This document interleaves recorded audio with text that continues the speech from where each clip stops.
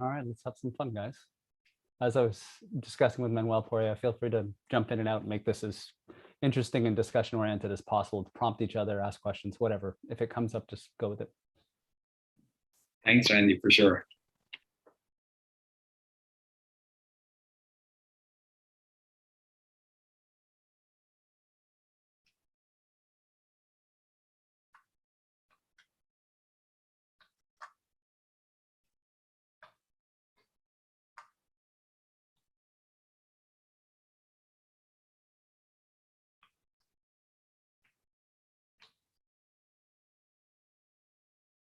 Poria, did you want to kick us off? Good morning, good afternoon, good evening, everyone. Welcome to our session on capacitating local leadership teams, and with the subtitle of transitioning towards systematic strategic management practices in response to increasing global complexity. This session is being co-organized by ICLEI, which my colleague Manuel will speak about, Refocus, which my colleague Randy will speak about, and also Flourishing Enterprise Institute. First and foremost, thanks to Global Covenant of Mayors and for Climate and Energy, and also UN Habitat for co-organizing such an interesting event on climate science. And we are very excited to hold this session with all of you together. I am Poria Salehi, the Senior Research Officer with ICLEI World Secretariat and Coordinator of ICLEI's Global Research Strategy across 24 offices of ICLEI. Today, our moderator will be Randy Saad, the Executive Director of Refocus and Flourishing Enterprise Institute at the same time. Randy, the floor is yours. All right, thank you so much, Poria, and thanks everyone for joining us. Thanks to the organizers as well. It's a pleasure to join, and I'm very much looking forward to the conversation today. I'll quickly introduce myself, pass it along to Manuel, and Poria can take a couple minutes if you'd like to say a few more words about himself, as well as ICLEI and the nature of our session, after which we'll talk a little bit about the context and introduce you to the layout of our presentation. So as Poria mentioned, my name is Randy Saad. I am the Executive Director of an organization called Refocus, first and foremost. Refocus is a nonprofit cooperative. We deliver both professional education and advisory services, and our interest is in working with senior leadership teams of organizations, mainly municipalities, to adapt management practices for the 21st century. I also wear a second hat as the Executive Director of the Flourishing Enterprise Institute. This is an institute that is in development and currently incubated at Veris, which Manuel will speak to in a moment. So the Flourishing Enterprise Institute is interested in bringing forward systemic management innovations that are designed to really transform and help leadership teams adapt how we practice management in response to accelerating change and increasing complexity. And we'll get to talk a little bit more about the Flourishing Enterprise Institute and its role in the work that we're currently doing later on in the presentation. Over to you, Manuel. Thanks. Thanks, Randy. And yeah, thank you for the invitation. It's great to be here for this interesting session. My name is Manuel Riemer, and I'm the director of the Biesman Center for Engagement and Research in Sustainability. And this is a research center that does mostly applied research focused on creating cultures of sustainability and looking at the intersection of community, environment, and justice. And I'll speak a little bit later to some of the research we're doing currently. But I work typically in partnership with community partners. And so ICLEI and Refocus, as well as the Flourishing Enterprise Institute, are all partners that we are working on a variety of projects with. And it's my pleasure to be here today to talk about one of those or two that we are currently working on.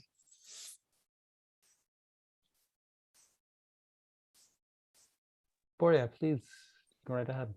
Sure. Thank you so much, Manuel. Yeah, as Manuel mentioned, this is obviously a type of activity that cuts across both academic and research institutions. and of course, global city networks and non-governmental cooperative establishments such as Refocus. So for those who are not familiar with ICLEI, ICLEI is a leading global network of cities with more than 2,500 cities and local governments under our network, active in more than 130 countries with 24 offices, national, regional offices across the globe. Our approach in the area of sustainable development includes 5 interdependent pathways of low emission development pathway, nature-based solution pathway, resilient development pathway, circular development pathway, and of course, people-centered development pathway. Obviously, like talking about such a topic that it's in its sense, in essence, is a multidisciplinary, is something of very much of interest for ICLEI. And the reason is when we are looking into interconnected pathways and we are looking into different sustainability agendas, we would like to make sure that we look into strategic value chain across all the activities and map the gaps and the needs, and then try to collaborate with our partners, research partners, innovation partners, to address those gaps for our clients, for our members, for cities, for local governments in different sizes across the globe. So I would like to take a step back and remind us about 2018, when first we, with all the partners and the stakeholders, we held the first conference on climate science for cities.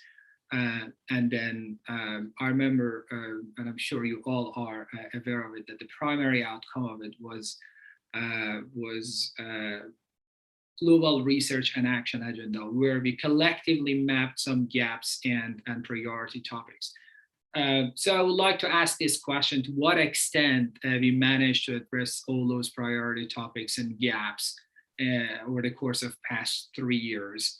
And today, the session that we are basically having with all of you is about one of those key gaps that perhaps we didn't look into much back in 2018, but now more and more we are becoming aware of it.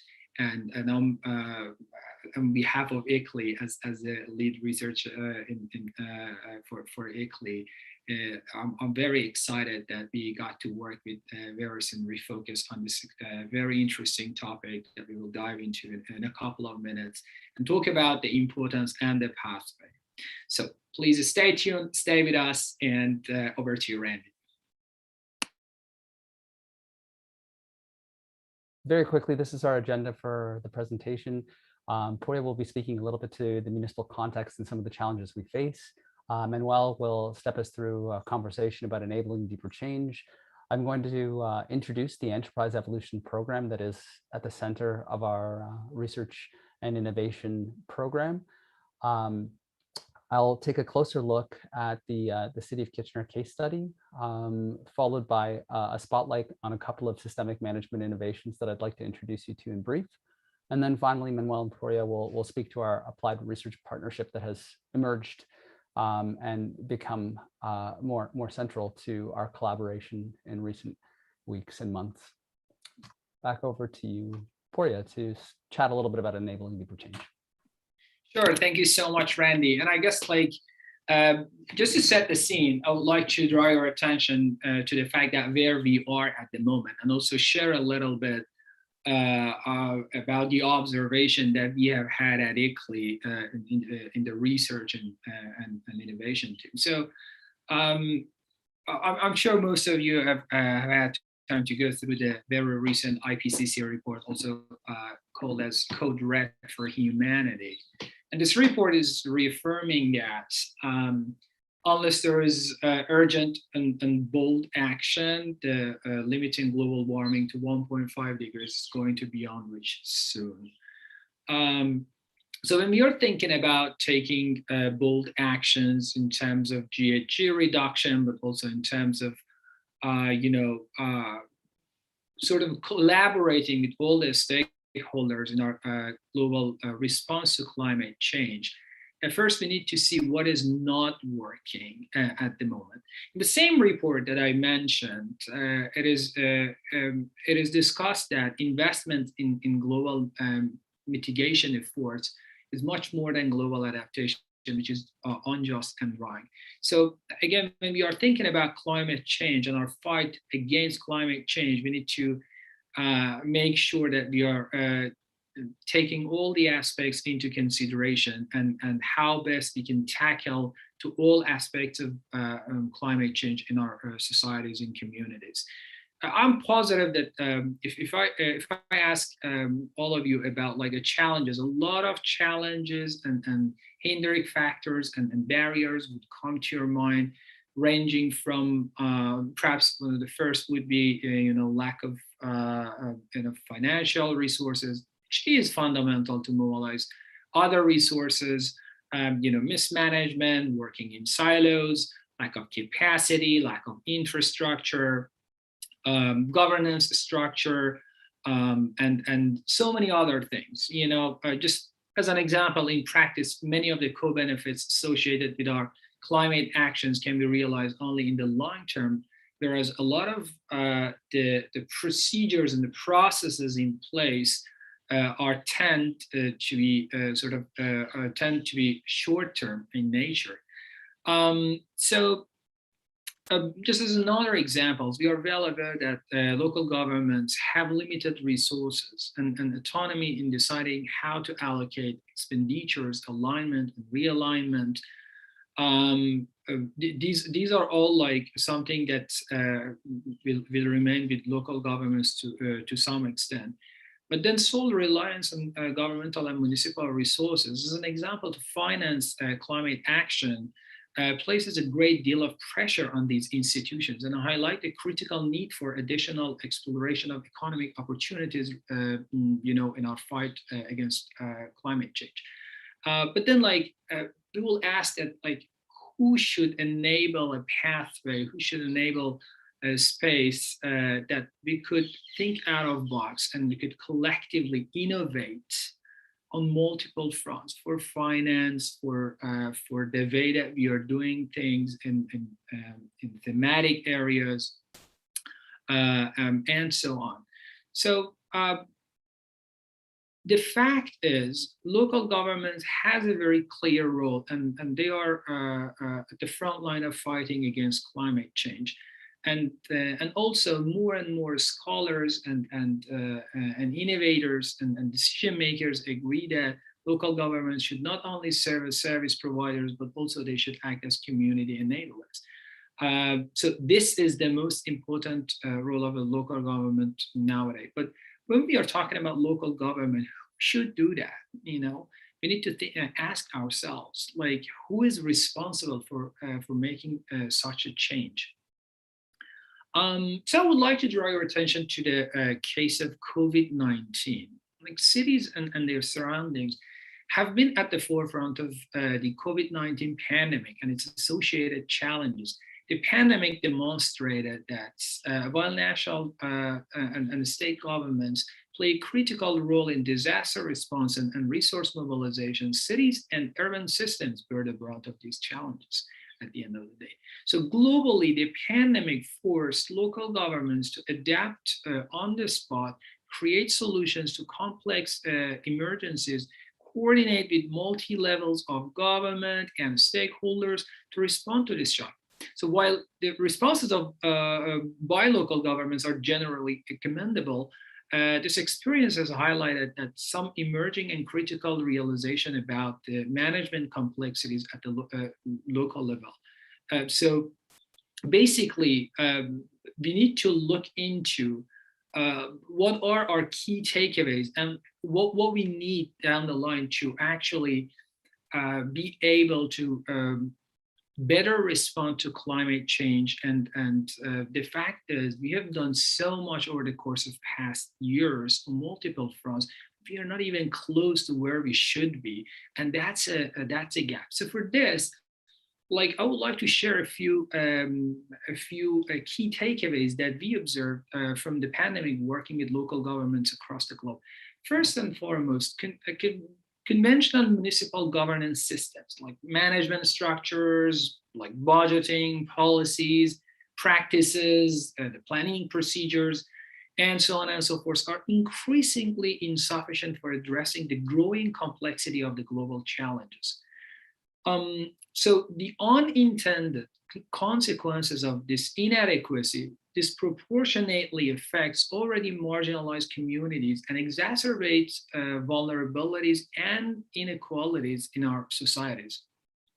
Also, we learned that there is a need to move beyond incremental and short-term solutions.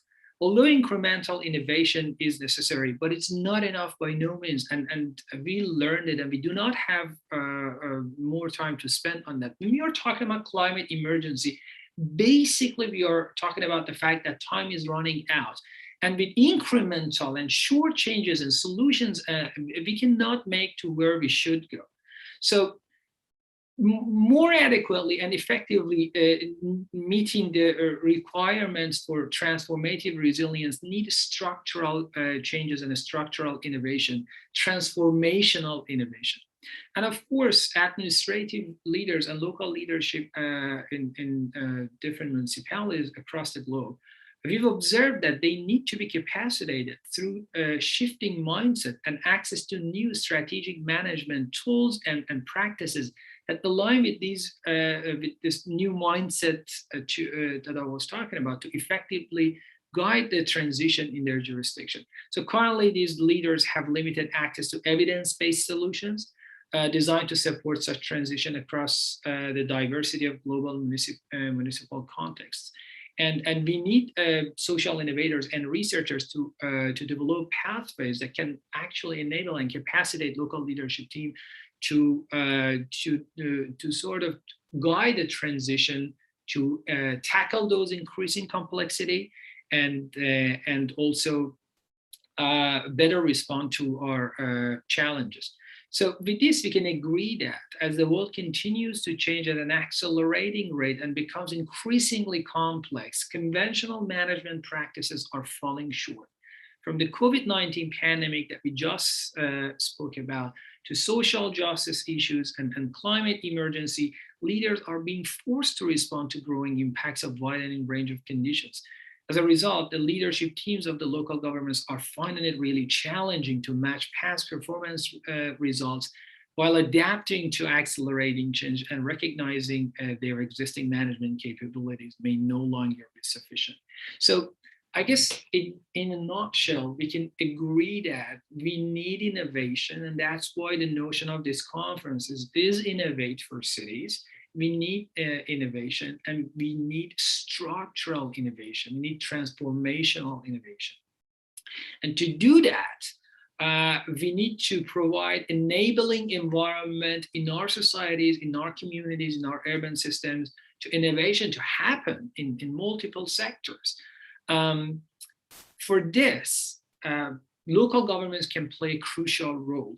They can provide this enabling environment for all the stakeholders, citizens, private sector, academia, to actually act and innovate. But first and foremost, the local leadership team need to be capacitated with tools that are basically systems-based management innovation.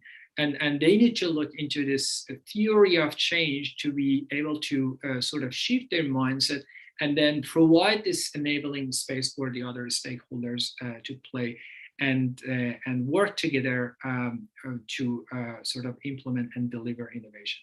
With this, I would like to put a pause here and then invite you to listen to the other two colleagues, Randy and Manuel, about what are the enabling deeper change, what is the need about it, and also the approach that they have designed together. And since last year, ICLEI joined to scale this up, that is Enterprise Evolution Program, that is aimed at capacitating local leadership team in guiding a sustainable and just transition in their municipalities. Thank you so much, and over to you, Randy. Brilliant, Poria. Really appreciate the perspectives. It's always powerful to frame things from a municipal perspective first, and I hope that the sentiments, the ideas, the trends, the perspective that you brought forward really resonates with the audience. With that in mind, I wanted to quickly mention, and apologies for not saying it sooner, as much as possible, we'd like to allow for this to be a fluid presentation. So if you do have questions, if you want to throw in a comment, something for us to respond to or consider from your own perspective, please use the chat function. I understand that we do have the ability to see what's happening in the chat from all participants, all members of the audience. So don't hesitate. And yeah, if we're able to take your question or address your thought on the fly, we'll absolutely do that. And that would be our preference. And if not, we'll try and get to it at the end if that makes more sense. But thanks again, Poria. And over to you, Manuel, to talk about enabling deeper change. Cheers. Thanks, Randy. And thanks for that great kind of overview that kind of provides a great segue for me to talk about the theory of change. And one of my great grandfathers academically, Kurt Lewin, once said, there is nothing as practical as a good theory. And so I'm going to start my presentation with our theory of change that we developed to really get at what's essential in this innovation that we're going to be talking about. What we see is, so I'm a psychologist by training. I'm in the Department of Psychology, and often when you look at it from a kind of a clinical perspective, you see that people keep patterns of behavior that were functional at a certain point, but now as they become adults and are outside of the contexts that were where those behaviors were functional, those behaviors are no longer functional, and so that creates problems. And that's kind of the situation that we in here at a kind of a global scale. So what we see here in the model that you see presented is an application of the iceberg model. Many of you might be familiar with this. It's a nice illustration of systems thinking, which is kind of a big part of how we're approaching this. And it is displayed in kind of three major stages. And I was just going to quickly talk about the first one. So you see there's kind of four levels, the actions that we can observe at the surface level. And a lot of those actions, Per already kind of alluded to, seem to be pretty incremental. We're not moving at the level that is necessary. So we're kind of stuck in this level of incrementalism, and so we're not moving on these major targets that we have set for ourselves. And those actions relate to patterns of behavior, policy development, and planning, and our current practice of that as municipalities, which themselves are driven by specific strategic management practices. So we need to take a deeper look at what drives some of these kind of surface actions. And those management practices, in turn, are again shaped by the way that we deeply think about the world, the economy, what it means to be a municipality, and those we call mental models or mindsets. And here's the thing, to really change the actions at the surface level in any meaningful way, we need to go deep. We really need to change things at a fundamental level. Like, significant change can only come in that way. But here's the challenge with that: going deep and trying to create change at that level is also much more difficult than just to create a new tool or add a new action. And so we need good, scientifically developed approaches to get at this deeper level. And what we're going to be talking about today is an innovation that came out of practice, but that we're now conducting applied research with to really understand its importance and its function and its impact at the municipal level. But the key thing here is the goal is to start deep, to really start at shifting mindsets of the leaders that shape the organization, in this case, the municipality. with that shift and mindset, then you can go now a higher level up and start shifting management practices, those strategic management practices, and really anchor them in system thinking. So to give you one idea of what I mean by these mental models is, for the longest time, we have been operating with the assumption, with an economic model of unlimited growth, that we can just keep going and we need to just invest and grow. Now we're starting to realize that that model might no longer be functional. We can't afford that. And so we need to find new ways of still enabling economic well-being while also really considering the limits of our planet and the well-being of individual marginalized communities in our society. So I'm going to stop there, but kind of the stages coming out of that is then to really focusing on the strategic management practices, which then should enable the leaders and the organization as a whole to really transform the way that they do policy and planning and their individual actions on a day-to-day basis. So it's really about taking a step back, creating that deeper change before we jump into action. That's really what's underlying here. And that's not always popular because it takes extra effort, extra time, but it is something that our hypothesis is that it's needed, because we were stuck too long in this kind of incremental change. And so one example I can give you, Randy, if you want to go to the next slide, is from my own region here in Canada. And I didn't mention that earlier. Our center and the university that I'm at is in Waterloo region in Canada, in Ontario. And the region that I'm in, they pride themselves of being a leader for sustainability, and in many ways they are. And so one of the things that they invested in is this light rail transit that you see here called the ION. And with this development, they definitely saw an investment in sustainability, but they also had a big emphasis on economic development. And what happened, while this certainly spurred economic development, there's a lot of development of buildings along the light rail transit, and it has improved light rail transit access. It also led to a significant gentrification in these areas around the light rail transit and the city as a whole.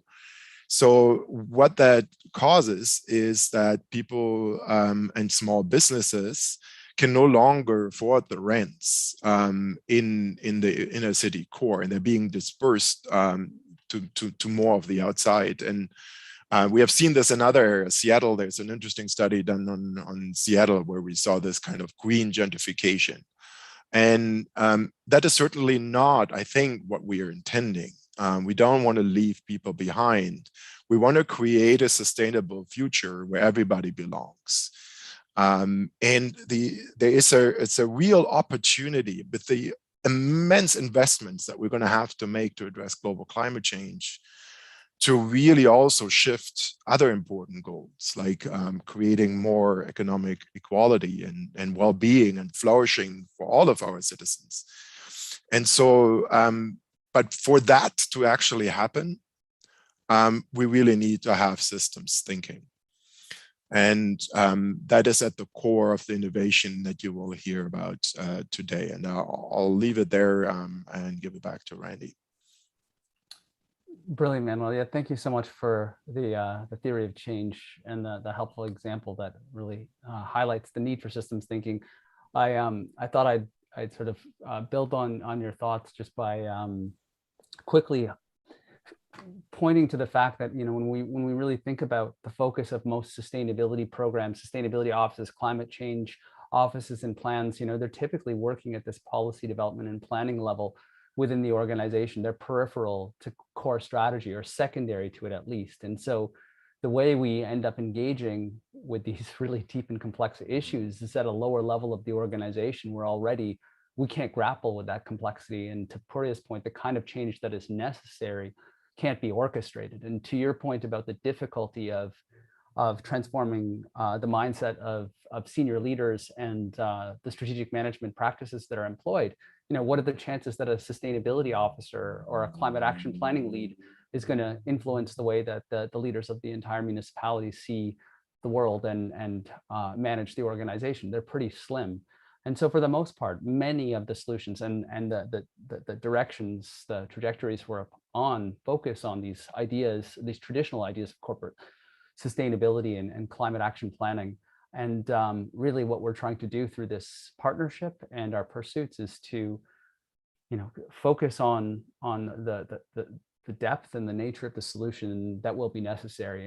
And that is really fundamental change to the organization. We'd like to bring more focus and more energy to those areas that need it in order to enable the futures that we're talking about. And so with that in mind, I wanted to mention that, some of you may have heard of different innovations at a macro scale, like donut economics as an example, that provide a new context for understanding our world based on a more accurate reflection of our reality, recognizing that there's limitations to our planetary systems, that we have social foundations that need to be met in order to avoid unintended consequences and in order to achieve sustainability as it's defined by the science.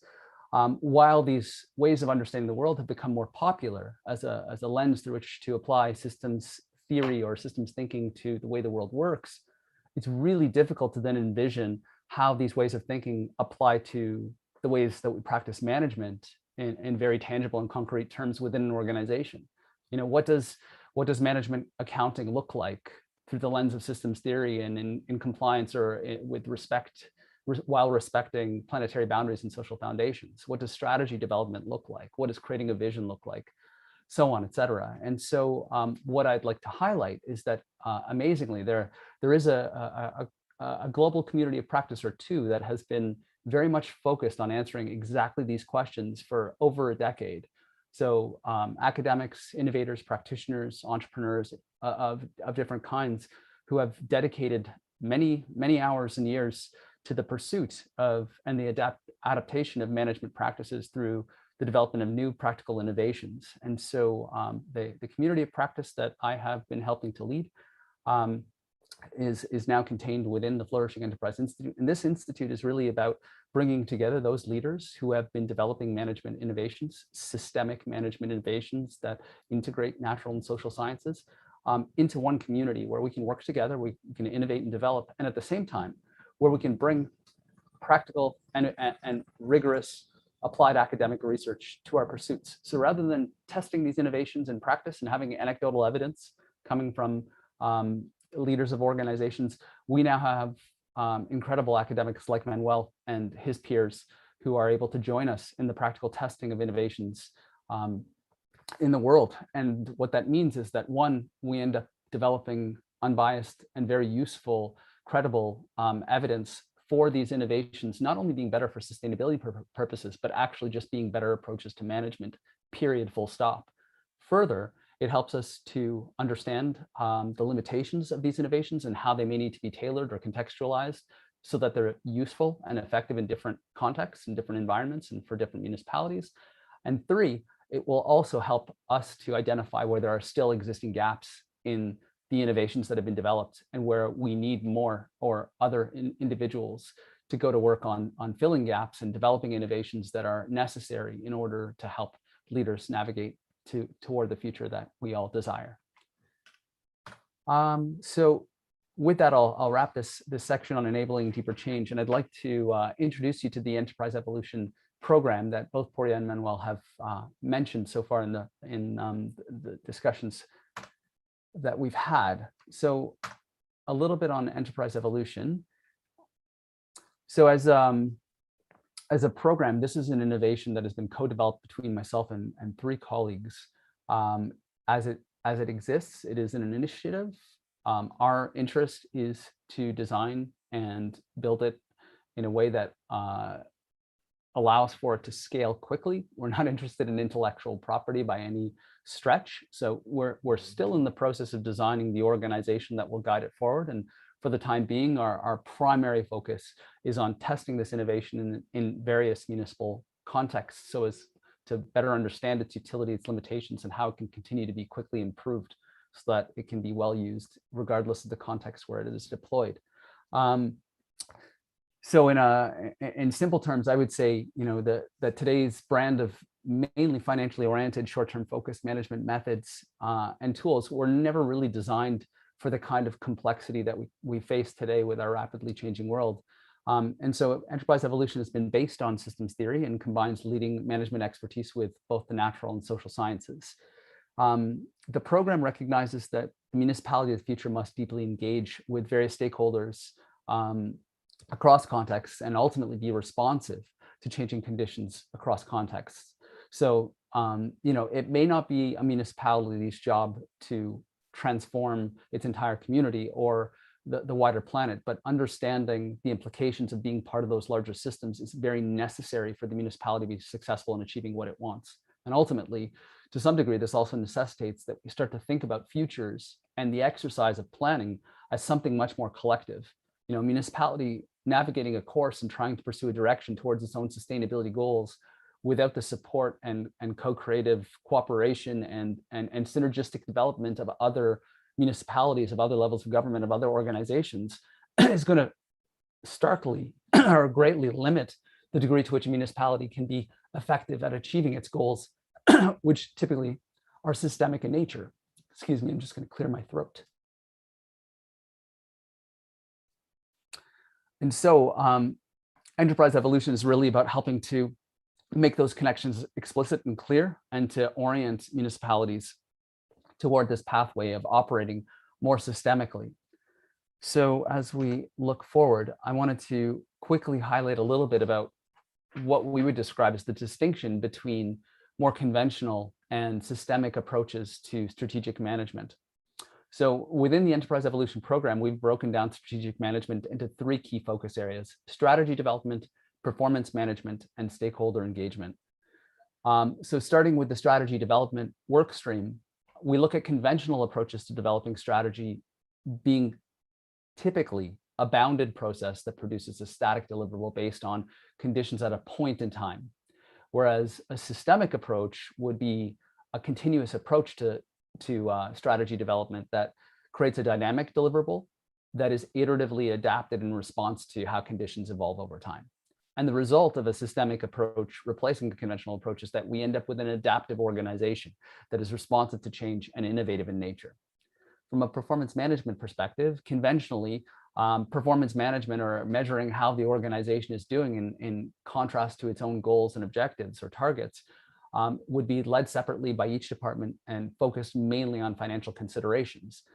Whereas a systemic approach would look at economic, social, and environmental trade-offs, and they would be, one, accurately valued across departments, and that would be done in an integrated fashion. And as a result, with whatever limited resources are available, we would end up with a much more effective and efficient enterprise. It's something that we haven't really touched on, but one of the challenges we see in the way that sustainability is currently addressed is it's quite splintered. Departments or individuals working on sustainability, the sustainability of the organizations aren't working within the departments that need to make the changes per se. And climate action plans happen in a separate bubble. And it's not like there aren't considerations made, but they're far from being fully integrated into what's happening, the operations of the municipality as a whole. From a stakeholder engagement perspective, a conventional approach looks more like essentially basic input being transactionally solicited from a sample of community members that doesn't really reflect its diversity fully. And a systemic approach would result in strong relationships being formed with community members who are meaningfully engaged in what would be a participatory process. And the result would be a more resilient community, to Porya's point about enabling empowered communities and enabling citizens to take leadership. Really, we see resilient communities coming out of stakeholders' needs being met and the community really being empowered to be part of the solution development itself. So quickly, just a bit of a highlight for you on what the Enterprise Evolution Program looks like. This largely mirrors, for good reason, our theory of change. So initially, we begin with a series of workshops that are really about that initial mindset shift that Manuel was talking about. We deliver experiential programming that is really tailored to the unique situation and the priorities of the municipal leaders who are engaged with. So the conversation is really about their world, the challenges they face, et cetera. And through that engagement in the process we lead, the outcome is a reliable mindset shift in recognizing sort of the emerging reality, the increasing risk profile, and the necessity to adapt in response in more significant ways than they already are. The second phase is about adapting strategic management practices. So we go through a co-creative process, which you see expanded on the bottom here, of co-learning and designing those new practices using systemic innovations, implementing those new practices, so testing them in a practical way, hand in hand, and then co-developing a transformation program, which recognizes that while we change things at a strategic level within the organization, there's a whole cascading series of complex changes that need to then be carried out across the entire organization for the strategic management level changes to really take shape and have full effect. Okay, so I will wrap that as our introduction to the Enterprise Evolution Program and look to provide you with a brief introduction to the City of Kitchener case study, which speaks to how we have started to apply the Enterprise Evolution Program in a municipal context. So just before I describe the City of Kitchener, I should mention originally, and the Enterprise Evolution Program was created in response to demand that myself and my colleague had been engaged to address. So there was an NGO in the offshore drilling sector in Norway, recognizing the writing on the wall and that the 200 or so product and service providers that basically exist mainly to serve the state-run drilling organization were in trouble. You know, prices falling off a shelf, climate change approaching, the Norwegian government itself divesting from fossil fuels, and they seeing that their sector was relatively traditional and conventional in its mindsets, felt that it was necessary to provoke transformative change and to build capabilities within the leadership teams to be more innovative and adaptive in nature. And so we were engaged in the process of designing an experiential learning program, and Enterprise Evolution came out of that. The program ended up being quite successful. The majority of the leadership teams that are part of the 100 members that this NGO leads ended up going through the program. And in fact, the program itself became recognized as so useful and innovative in Norway. Other innovation clusters within other sectors began to approach this NGO to learn how they could deliver the same program to their members. And as a result, a train-the-trainer model and a new business opportunity was developed for this NGO, who began to train the other NGOs across sectors on how to use and take advantage of the Enterprise Evolution Program they had developed with us. And so it was about 18 months now that I first engaged with the City of Kitchener, which is here in Ontario, Canada. I'm based just down the street in Cambridge, Ontario, Canada. So it's very much close to home for me and exciting from that perspective. So the city is made up of something like 250,000 people, a little bit more than that. There's a greater area and 3 cities that together make up the region of Waterloo. Kitchener as a city is quite progressive, as Manuel mentioned, and innovative in nature. They pride themselves on a commitment to sustainability. And when I had originally engaged with them, it was the sustainability officer and a city councillor who had introduced me to the head of strategy, who was brought in just 2 years prior to transform the strategy development process towards something that was, let's say, a little more well stitched together and comprehensive. That process was extremely successful. I had the opportunity to share with her the Enterprise Evolution approach and some of the work that we had been doing in Norway. It was extremely resonant, and immediately there was an opportunity for us to begin a conversation about how this could be applicable. And it didn't take us long to start to realize that given the nature of the scope of what a municipality manages and the objectives, the goals, the targets that they set, including their explicit mandate, that Enterprise Evolution in many ways was even more useful and immediately valuable to leaders of municipal sector organizations because of its nature being a systemic approach to adapting management practices. And so it was about a year ago now that in the midst of the pandemic, no less, the head of strategy had essentially convinced the entire corporate leadership team to set aside time to participate in a 3-workshop series. These workshops were between 3 and 5 hours in length and involved some preparatory work and reading in advance. I want to share just a little bit about what that went like, how that went, just to give you some sense. So at the time, the city, as I mentioned, was very interested in adapting their strategy development process. As well, they were in the middle of the pandemic and looking to learn from some of what they gained, to Poria's point, about having had to adapt very quickly in response to an emergency and having done a reasonably good job. And so we launched a couple of in-depth surveys where, anonymously each corporate leadership team member was able to comment on kind of their own perspectives of what was working, what was not working, et cetera. And interestingly, much of what was pointed to as dysfunctional or not working as well as it could were some of the more systemic elements of the strategy development process and responding to COVID that were difficult to address based on how things are typically done. And so in the wake of that conversation, which was really all about their world, their own challenges and their perceptions of them, we began to introduce some macro perspectives on systems thinking, like donut economics and the idea of systems value, et cetera, and give them the opportunity to just speculate, to think about how that might apply within their organization, what it might mean for what they currently do and what they don't do. And it was really interesting, again, to see what they came up with. In the second workshop, we described that as sort of a strategy lab. It was a sandbox where we brought forward 2 very practical systemic innovations that they were able to test by taking a challenge that they had addressed collectively before and beginning to apply those systemic innovations to addressing that challenge newly or in a different way.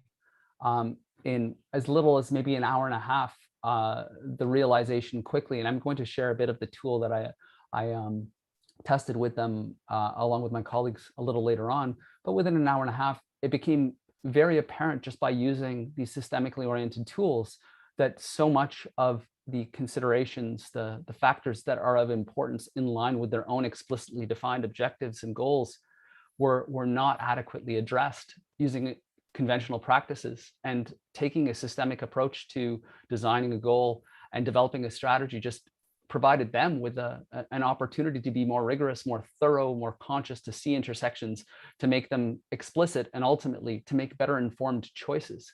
So as we transition to the third workshop, which is really about road mapping and envisioning the future, there wasn't this general sense of resistance and a very difficult kind of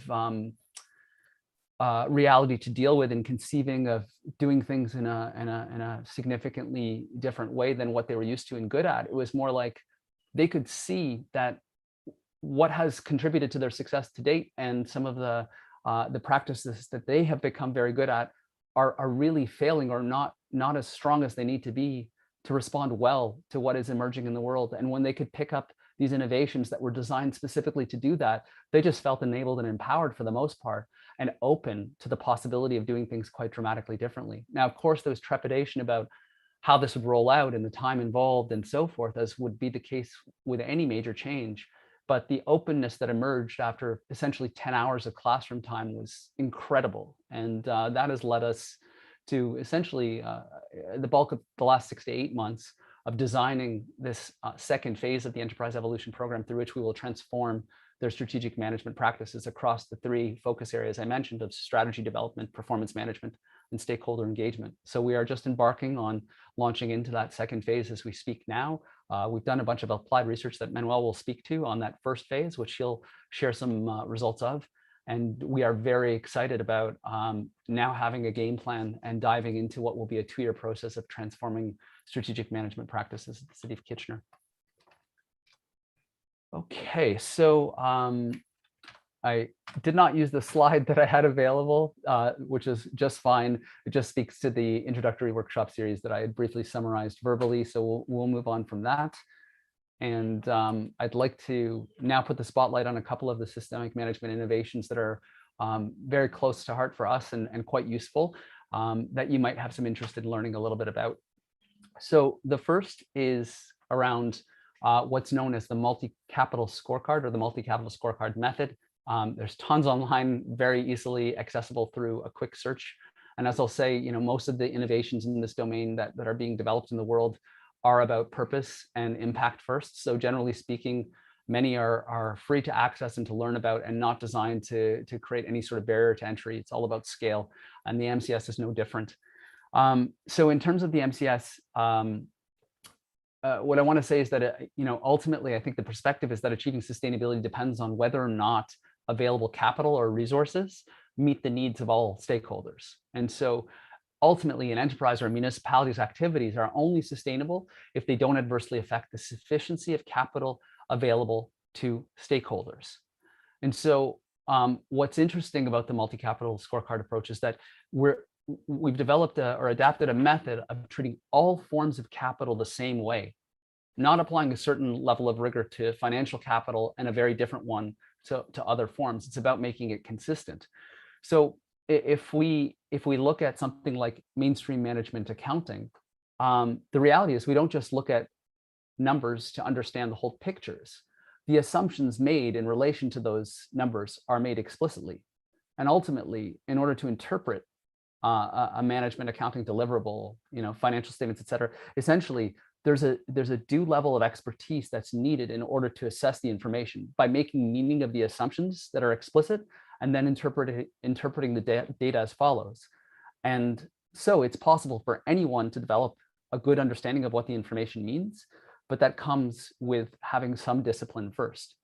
And so if we reflect in contrast to current sustainability reporting, it quickly becomes clear that sustainability reporting in general, and as it's done in the mainstream, is not very useful, at least not in the practical sense.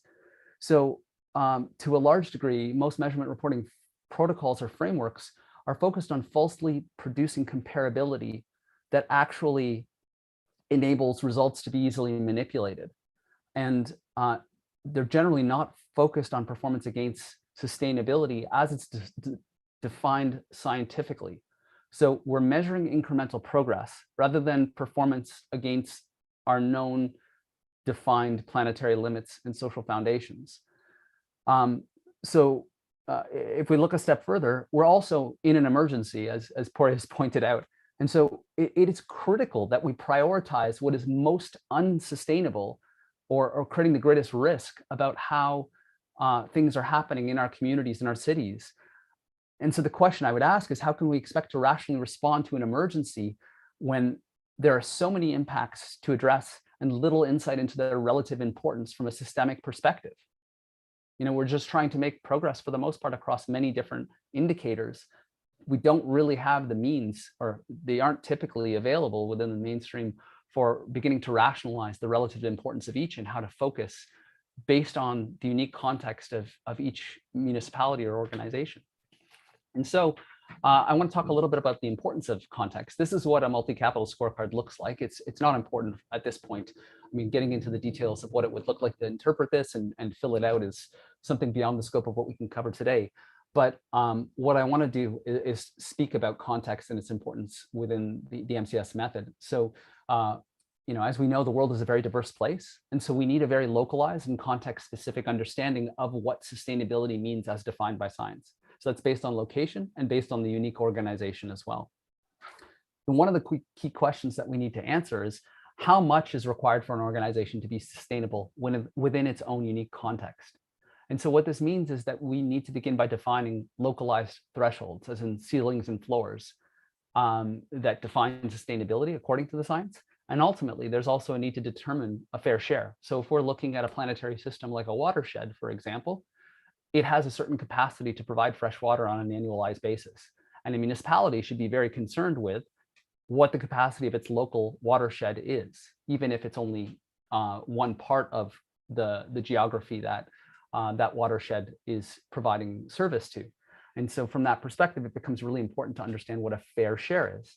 And so there is an entire discipline within the multi-capital scorecard that is about coming up with an equity-focused way of interpreting this. So one, there's a necessity to explore the duties and obligations that any actor, including the municipality, owes to the stakeholders within its community. So anyone that's impacted positively or negative by the operation or the functioning of the municipality is owed something of a duty of obligation. And typically, this would need to be defined in partnership or in cooperation with the stakeholder groups themselves. So stakeholder engagement becomes a really important part of defining what the limits should be. And then, of course, there's internal considerations, as in limitations of the organization, current capabilities, the ambitions, what strategically would make sense based on the direction that the organization is going. All of these things end up influencing how we understand the context that's applicable for the organization and how to effectively prioritize and determine not only what a sustainability goal looks like based on science, but then the kind of target or goal we may want to set. So the next thing I want to speak to quickly is the importance of selecting indicators. So in the case of the multi-capital scorecard, the guidance is not that we report extremely accurately across every possible indicator that's important from a sustainability perspective. The method starts with a focus on materiality, meaning what is of substance and significance based on the municipality's location and what it does and the problems that exist within the local environment or society. And so it's really important to establish both what the materiality is and what the relevance of an indicator is to the purpose of the organization as part of determining which indicators really deserve focus and attention and depth of understanding. And so then you go through a process of selection, which includes mapping a scope of analysis, ensuring there's balanced triple bottom line coverage across the indicators that are selected, considering things like data availability and the current usage of certain indicators. And ultimately, we develop a scorecard. And that usually looks like a more concentrated and focused number of indicators or areas of impact that draw the attention and discipline that the multi-capital scorecard essentially guides the investment of. So I wanted to mention, again, going back to the practical, and with the SDGs in mind in particular, the UNRISD embarked on a project that it led over the past year, along with my colleagues who developed the multi-capital scorecard method. And it was very much focused on this gap that was recognized around the SDGs and their applicability at an organized or an enterprise level. There's this recognition that it's really difficult to think about how to pursue the SDGs in a smart way from an organizational standpoint. And so they wanted to develop a new stream or set of indicators that would make more sense and allow for the SDGs to be better applied. And so the UNRISD collaborated with those behind the multi-capital scorecard method to design something. And I mean, if I were to say it plainly, the solution ended up sort of going halfway towards the multi-capital scorecard, but didn't use a truly systemic approach in its totality. And this is sort of the direction of the United Nations RISD for the future. And it probably won't be a number of years before this pilot results in some sort of more significant change. And I mean, what I want to offer is the multi-capital scorecard as a full-fledged and truly systemic innovation is available today. In practice, it has been tested and it is ready for the functions that it is proposed to be used for. And this is exactly what we're applying and trying to apply with the City of Kitchener, and that we hope to apply with others. So just in closing on the multi-capital scorecard, I want to quickly provide an example that kind of highlights how important context is and why something like the multi-capital scorecard is really important to our ability to manage effectively and to respond well to an emergency. So what you see on the right-hand side is a picture of a place called Menaki, Ontario, which is a Northern Ontario community, does a bunch of sort of outdoor adventure type stuff. And on the left, you see Lancaster, California, which is a medium-sized city in Southern California. There's agriculture and a bunch of other industries there. And what I want to highlight about the two is, first of all, Menaki is, as you can see, surrounded by an incredible amount of fresh water. You could probably argue that there's more surface area covered with fresh water than land. In the case of Lancaster, California, Southern California is in the process of being desertified, and the waters that used to flow from north to south have mostly dried up, and they are in a state of emergency when it comes to water availability. And it's not to mention the wildfires that California is experiencing, et cetera. So when we think about the situation in Menaki, we really do have to consider context and what sustainability means by definition. So in the case of Menaki, given that it's a very small community, I believe it's just a few thousand people who live there permanently, the chances that the community of Menaki is anywhere close to the biological capacity of the watershed surrounding it to produce fresh water is slim to none. And so in saying this, without confirming it scientifically, I would argue that there is little to no chance that Monaca's use of water is unsustainable, regardless of how inefficient they are, because the watershed surrounding it is so much greater than what is needed. And so from a sustainability standpoint, there's essentially no value in pursuing water efficiency in place of the pursuit of improvements on other aspects of sustainability that are actually unsustainable based on the science. In the case of Lancaster, the situation is so dire that it may warrant spending virtually all resources on water efficiency and minimizing water use, because the consequences systemically of what will continue to unfold as water availability becomes less and less will be devastating, and the repercussions will be felt in every way, shape, and form.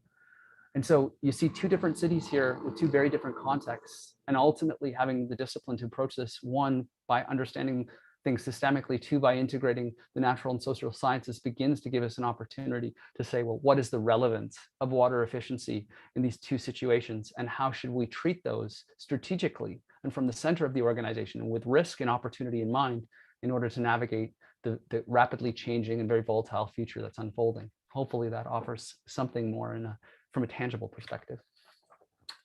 I'm just going to quickly do a time check. I think we have a few moments. I wanted to introduce another innovation very quickly that was central to the workshops that we led with the City of Kitchener and that we tend to use within the Enterprise Evolution program.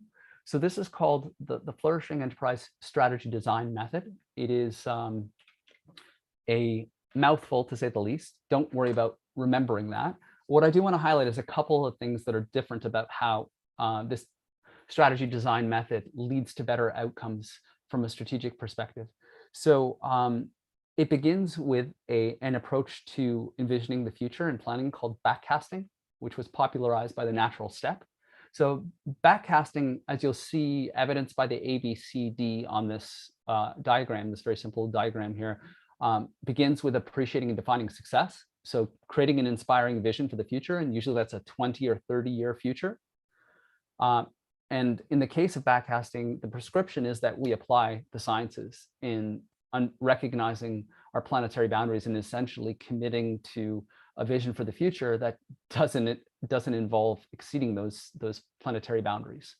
And for a 20, 30-year vision, there really shouldn't be any hesitation at this point beginning to embark on thinking of what things could look like if that was the condition that was met. So from the inspiring future, we look at today. So this is about deeply understanding exactly where we are today and what things look like. From the current situation and with the far future and ultimate goal in mind, we look to innovate. So we create solutions and we innovate towards the next future. And based on that next future that we create, which may be a far distance from the inspiring vision that we created, and to be straight, that inspiring vision may never be realized. It will likely evolve over time as we get further and further into this process over years. We begin to design and put into place plans to lead towards that next step. And we get down to action with practical changes that need to happen in order to enable that next organization to come forward.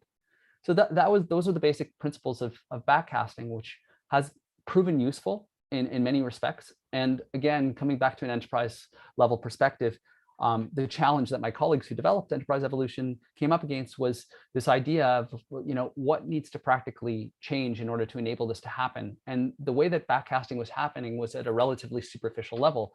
And so what they brought to the equation was the integration of this discipline of business modeling. So a business model is a representation of the working system of the organization. The business model canvas, which is one specific innovation, has been popularized globally, and you'd find it in accelerator incubators, entrepreneurship schools the world around. It has been popular and useful, and the idea of using a canvas or a modeling tool in order to create a visual and more dynamic representation of all of the inner workings of an organization has shown its worth. Now, the issue with the business model canvas is, one, it's not systemically oriented, and two, it does not recognize the sciences as part of its design. And so my colleague Anthony Upward spent many years developing the Flourishing Business Canvas, along with a community of practice and several collaborators, which integrates a systemic perspective into this idea of a business model for an organization. So now we see an expanded view of the different categories that need to be addressed. And the idea is, when you go through the questions associated with all of the little boxes across this canvas, and you answer them all effectively, you should have some sense as to whether or not you have a functional organization and what it depends on. And so in this case, because we have these three contexts that overlap the various categories that you see, we now have a truly systemic perspective on everything that an enterprise or a municipality is dependent on in order to lead into the future. So going back to the backcasting method, the difference in the Flourishing Enterprise Strategy Design method is that we look at appreciating and defining success and creating an inspiring vision, not just as a vision statement, but as an opportunity to take a vision statement and systems conditions that we need to adhere to, and then beginning to cast a view of what the organization would need to look like or how it would have to function if those things were to be true. So what would it look like, or what would be in jeopardy if we weren't making any emissions within the municipality, and what might need to shift and change? And of course, there's a limitation to how detailed and specific you might get in a business model for a 30-year future, but the exercise alone opens up a dialogue and a way of orienting towards the future that doesn't happen when we're planning on 5-year trajectories or just creating visions as nice statements that perhaps lead us towards a different kind of future or articulate the values that we hold highest. And so the same thing happens. We baseline the current state, which means we create a business model for the current state. And then when we get into innovation, this is what's most interesting, because when you look at things from a management perspective, it's known that the kinds of innovations that Porya was pointing to, the transformative, the fundamental structural transformations, they happen at a business model level. So that being the way the organization creates value in the world has to fundamentally shift, or in this case, innovate to be different. And so by using business modeling as a way of innovating, or a lens through which we develop new innovations, the kinds of innovations that begin to come forward in line with this inspiring vision business model are of a different nature. And of course, that leads to, like in our iceberg model, getting down to action. But the actions we're taking look nothing like, or little like, only the incremental actions we're taking today. There are a very different kind of set of actions that begin to emerge that are necessary as part of making those new business models reality and transitioning the organization into a different kind of future. Anyway, on that note, I'm going to pause. I hope these brief introductions to very complex systemic innovations, and only 2 examples. There are literally dozens of innovations of this nature that have been designed specifically to help leaders adapt management practices. I hope they've been somewhat useful. And I'm going to now, give Porya and Manuel an opportunity to comment or add anything, if there's anything to add on top of what I've said around systemic management innovations, the City of Kitchener Enterprise Evolution, and ultimately for Manuel and Porya to lead the next conversation about our applied research partnership. Thank you. Yeah, I will definitely speak to it in my part. So Porya, is there anything you want to comment before I go into my part here? No, I guess thanks so much, Randy. And I guess as Randy mentioned, this is obviously not a simple process that could be done overnight, right? But it's actually a long-term process, and even this mindset shift takes some time. And particularly what I like about that is this is a fundamental change that enable other changes, right?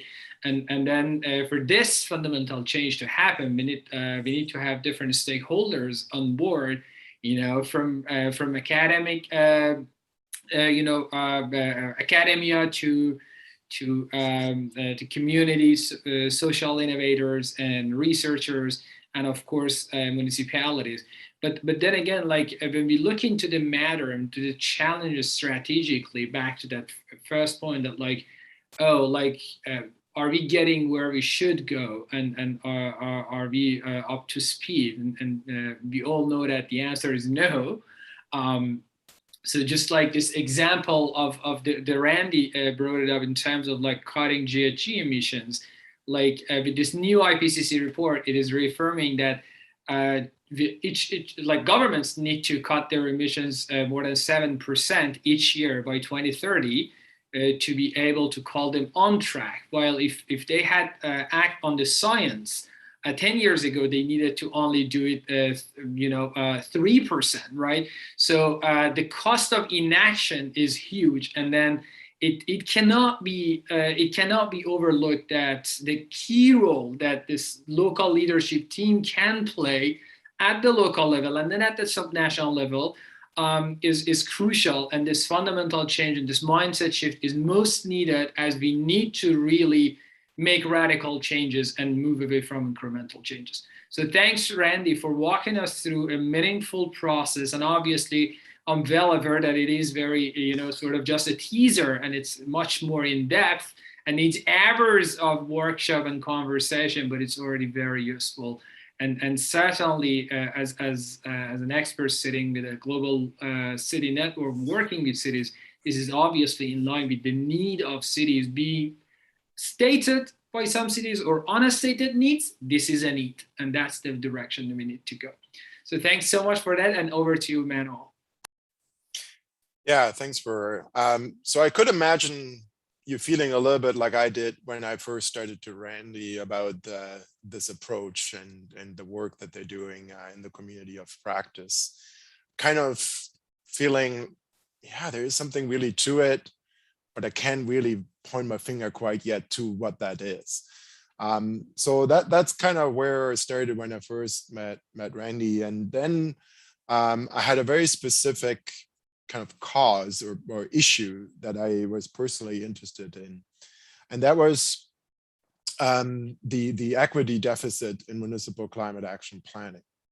So what we started to see, myself and many others, is that as we were investing and planning for significant changes related to climate change and addressing it,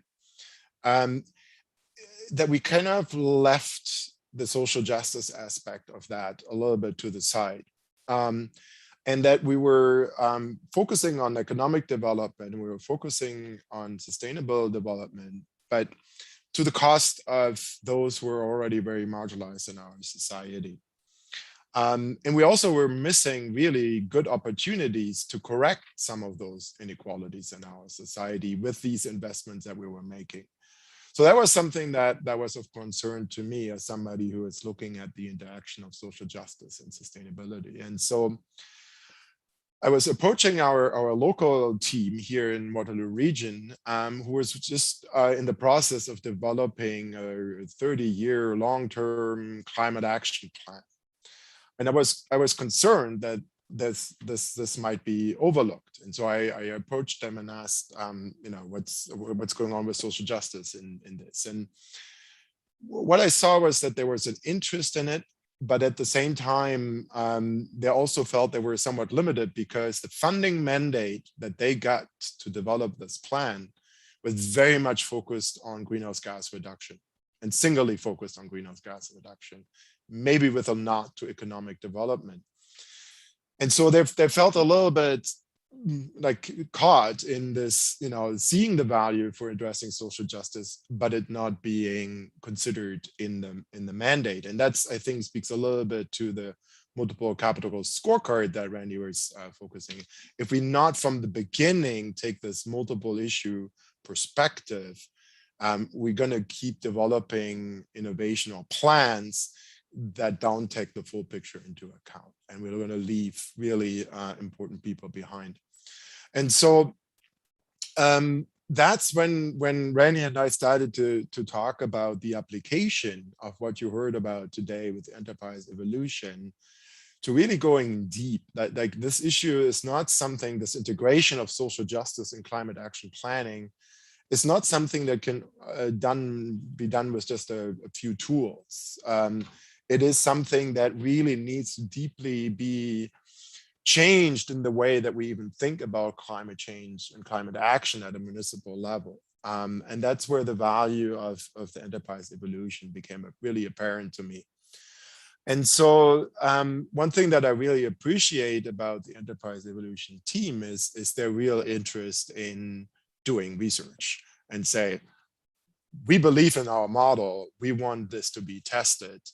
And as an applied researcher, I really appreciate that, because just to finish the quote that I said earlier from Kurt Lewin, he also said there is nothing as theoretical as a good practice. And this is kind of what we're discovering as we're working with this team. Very quickly, we saw that this question around the equity deficit is something that a lot of municipalities were starting to grapple with. And also organizations like ICLEI and others that were working with municipalities. And so that led us to develop a larger partnership called the Towards Equity and Accessibility in Municipal Climate Action. And that brought together a really interesting group of stakeholders. So we had social innovators like Randy and some of the people who were developing these innovations that you heard about. And then we had municipal actors, people who were working on these issues at the municipal level, or people like Pura who are supporting municipalities in these developments. Those are our second stakeholder group. Then we had the third stakeholder group, which is equity seeking groups. So groups that fight for social justice at the local level or national level. And then finally, academics like myself who were interested in working with these stakeholders on really creating innovative solutions that have an evidence base to it. And so that's when we started to develop this project. And really the idea is to test something with 6-7 kind of case studies, municipal case studies, so that we can then bring that to scale, that experience with those case studies. It's a comparative longitudinal case study that we're planning to do. One of the kind of case studies, or like the pilot studies for this project, is the one that Randy already mentioned with the city of Kitchener. So we wanted to learn from that application of enterprise evolution to a municipality as much as we could. And so we got some funding, some initial funding in partnership with the city of Kitchener and Refocus to look at that at the first phase that Randy was alluding to, that has already kind of happened. And that first phase is really about the mind shift change and getting open as a leadership team to think about innovation in a little bit different way, in a more expansive, transformative way. And what we have seen in our research thus far is that kind of shift is starting to really happen. We see especially the appreciation for a different kind of systems thinking is there. We also see the real value about thinking about community engagement in a different way, as well as seeing the value for the long-term thinking that is in that method that Randy was describing with the backcasting. We saw several comments about that, and how that shifts really the way that you think about issues when you go that far out and think about the long-term implications of what you're doing today, right? We still build buildings that are going to be around for a really long time that are completely unsustainable. And so our thinking really needs to change in that way. But one other thing that I want to mention, and then I'm going to wrap this up, is just as important as a theory of change is also the way that theory of change is being translated into a specific implementation, or then the way that the key actors that need to carry out that theory are being engaged. And when you really have to challenge your mental models, the way that you think about the world, everything that you kind of have done is kind of driven by that. That's pretty threatening. And that's not something that just we do on the fly. That's something that needs to happen in the right context, in the right environment. And what we heard from the participants at the city of Kitchener is that somehow Refocus was able to create that kind of environment. They felt that it was picking them up where they're at. It was speaking a language that they could relate to. And it was also really creating a safe environment where people felt like they could actually challenge. They were able to share failures, shortcomings in their approaches, which is really important when you think about a mind shift change. And so that, is something that's really important in the way what we learn from this pilot study is it's not just the overall theory of change, but it's also in the way that you create the conditions in a very practical way for people to actually go through that shift. And ultimately what this resulted in was in the city saying, yes, we want to do more. And I want to share one quote, just as a researcher, I like to have something grounded in data, but it's a really nice quote that illustrates that. So one of the participants said, I think we basically got a taste of something that's really going to be delicious. So we want to go back and have the full meal. And so that now resulted in them going for the full meal and really engaging in the next phase of bringing in these management innovation. It's going to be a difficult journey. That's very clear. There's a lot of complexities to this. But what has happened is that shift in mindset that sees the value of doing that. And that's all you can ask for in this first phase. Everything else can now follow that as they have appreciated the value for that. And so we now have scaled this even further up in partnership with ICLEI World Secretariat to go at a more international level with 5 different countries. And we put in a proposal with a transatlantic platform funding source to look at really how we can create transformative resilience in the wake of the pandemic. But it's a similar kind of need there to really use this kind of systemic thinking. And so all ended there, and give it back to Pur. And I realize we also have only 9 minutes left. So Pur, please keep it short. Thanks so much, Manuel. I guess you mentioned all, and it was very inspiring to hear like how you as an applied researcher are looking into this concept and to this matter.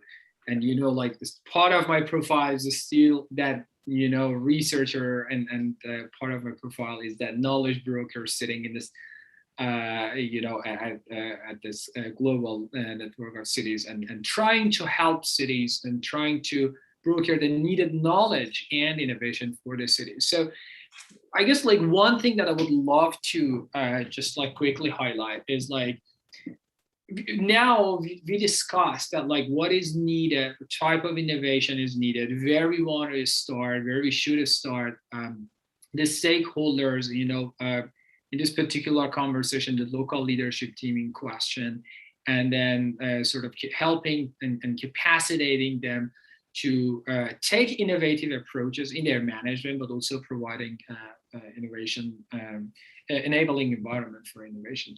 But one thing that has been, that I would love to highlight here is just a key barrier to scaling up the innovation in the area of sustainability, which is so-called path dependency of organizational decision making, which here organizational are local governments and cities, which confines decision makers by their active memory based on past experience, and this often leads to resistance to change. I'm sure like Manuel, you as a psychologist probably like you totally agree at this point. But then changing this mindset shift as we discussed toward structural innovation can be obviously a difficult process. And then breaking this path dependence requires changing individual and societal changes. So basically, this suggests that this limited uptake of innovation approach to providing societal functions may be caused by structural conditions such as dominant policy or funding arrangements, prevailing knowledge paradigms, or incumbent actor networks with the vested interest that Randy mentioned. So establish the regime structures for a selection environment for innovation. And then the inertia may prove a source of barriers to uptake of innovation and innovative approaches that deviate from regime norms and routines. So basically, it's just what I am thinking about the enterprise evolution approaches like that, and then this theory of change is that what is being offered here in this project that we put together is like we wanted to ensure not only the approach that we are offering is research informed, which enterprise evolution is research informed, but also this approach is becoming tailor-made for cities, for those particular cities in question under that collaboration. For their own context, based on an applied research, but not a type of research that only academics are driving, but a city-led research that cities and local governments are part of the journey since the very beginning to co-create. At ICLEI, we've coined the terms case study syndrome, that we study cities and then the result will be published somewhere remaining behind the paywall of the publishers, or just like a report, even open access, but is not actually feeding into the policy making processes or actually impacting on the ground. But what I like about this partnership and this project that like we designed together is like we have ensured cities that they are part of the process since the very beginning. And there are moments that they say to our partners, to researchers, to innovators, to us, what they actually need. And then, of course, I again put an emphasis on partnership and collaboration. Because first we need to have this dialogue between and among different stakeholders that want to create a fundamental change together. And then, the fact that when I remember when we were reaching to cities to invite them, when we were explaining this, that how it works actually, and then they were very excited about that because they felt that like they can shape this. So just want to like also flag that it is not only important to help and capacitate local leadership teams and municipalities and cities in their transition and the pathway that they take, but actually create space for co-creation so that they feel the ownership and that motivates them for a more fundamental change. And obviously it was absolutely a very exciting activity that we did already on putting together and designing that project. We are very much looking forward to implementation of it very soon. Thank you so much. And I just put a pause here and yield the floor back to Randy for final and concluding remark. Thank you, Poria. That's great. If I could just quickly say, in a nutshell, when we think about the way that adapting strategic management practices so that they're more systemic, when we think about that process, we talk a lot about emphasizing context, relationships, and learning as part of the process. And that those are emphasizing them in much greater proportion than they typically are in management practices. And I would like to think that the approach we're taking to bring forward an innovation reflects exactly those same priorities, that we are prioritizing context, relationships, and learning as part of the process of making this an innovation available and ensuring it develops in the best way possible. And I think that's very much reflected in what you just described for you. So thank you. We've got a couple minutes left. I see something in the chat. I don't know if it's a question. If anyone has a question or two, we're happy to take them now. If not, we can just hang on for a couple of minutes. I'm going to quickly just flip to our final slide, which includes our contact information. Of course, given the nature of where we're at, our partnership is still growing and developing. We're pursuing new funding opportunities, speaking engagements, we're soliciting municipalities, etc. So if you have an interest in connecting with us, you can reach out to any one of us individually. I guess with the months ahead, we're certainly looking for municipalities that are interested in being innovative and potentially participating in one of our applied research projects as a participant, where you would have the opportunity to work through a guided process of applying enterprise evolution as a program and individual systemic innovations as part of that. We're looking for other academics who share similar interests and may want to participate. As Manuel mentioned, we're also engaged with equity seeking groups. So if you fall in that category, by all means, don't hesitate to reach out. And of course, if you happen to have a systemic management innovation that myself and my community of practice isn't yet aware of, please do reach out, and we'd love to connect and learn more about what you're doing. With that, I say a big thank you again to those of you who have watched or are watching, to the organizer, to Poria and Ikli for bringing this opportunity to our attention, and to our presenters, and Manuel and Poria for doing a great job in sharing their perspective so generously. Thank you.